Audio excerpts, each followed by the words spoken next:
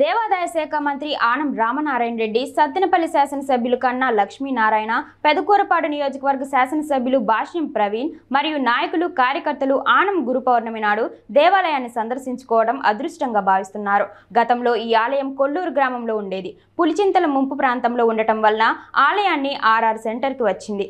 IPS అధికారి ఆలయాన్ని నిర్మించడానికి ముందుకు వచ్చిన సందర్భంగా అభినందిస్తున్నారు.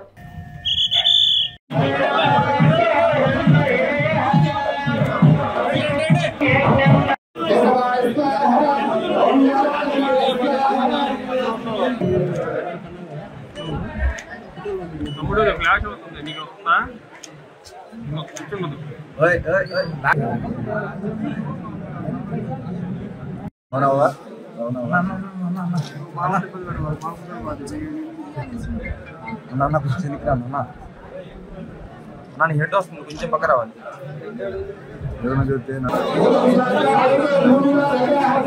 బాలు